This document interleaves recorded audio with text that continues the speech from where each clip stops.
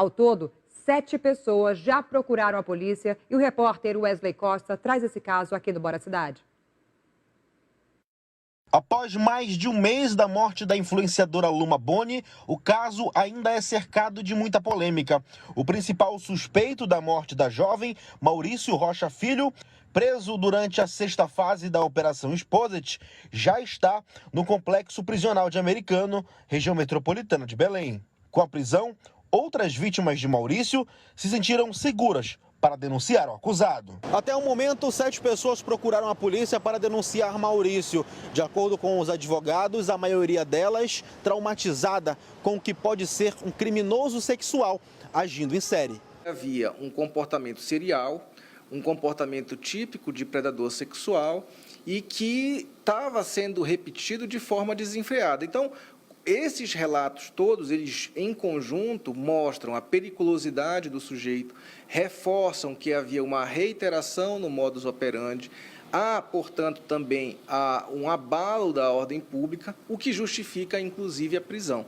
Então, existe um cenário, tecnicamente ou juridicamente falando, que justifica todas as ações mais fortes que o Estado escolheu para atuar, tanto na própria prisão, quanto nas buscas e apreensões que foram realizadas, que estão baseadas, calcadas nesses relatos de tantas vítimas, com tantos relatos tão semelhantes sobre o mesmo fato. Maurício tem uma ficha criminal extensa e é citado em vários inquéritos por crimes como difamação, injúria, ameaça e divulgação de material pornográfico. Além disso, também possui 2 pedidos de medida protetiva feito por uma ex-companheira.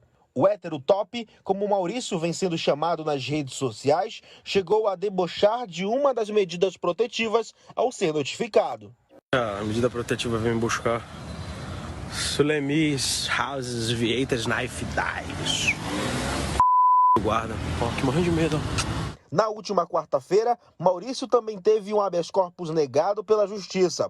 A família de Luma quer agora que o suspeito seja responsabilizado pela morte da influenciadora. Então que fique claro aqui, que para você matar uma pessoa, você não precisa fisicamente empurrar. Você pode ter levado esta pessoa à morte, que foi exatamente o que aconteceu. Há sim um trauma duplo. Tanto o trauma psicológico de todo o acontecimento, como um trauma social, onde a mulher, muitas vezes, ela se sente numa dificuldade de se apresentar como uma vítima disso, por conta das consequências de que um relato pode gerar. Tanto consequências dentro do próprio seio familiar, quanto consequências dentro da própria sociedade. Então, isso gera, sim, traumas, todas elas estão traumatizadas, e isso também dificulta muito as próprias vítimas a apresentarem os relatos. Tanto que os relatos eles começam a surgir a partir do momento que elas identificam a prisão. Por quê? Porque aí já não tem mais risco de sofrer ameaças, retaliações, etc. A justiça está agindo nesse caso, né, que tem todas as características de um predador sexual. Como é importante que essas mulheres